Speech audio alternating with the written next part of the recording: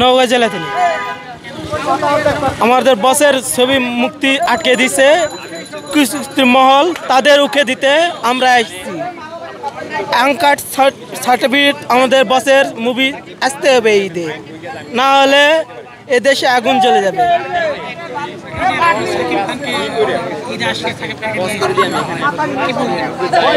এটা আমি দেখেছি 2010 সাল থেকে, আমি যখন থেকে মুভি দেখা শুরু করেছি তখন থেকে দেখি যে কিছু ছবি এলেই ষড়যন্ত্র শুরু হয়ে যায়।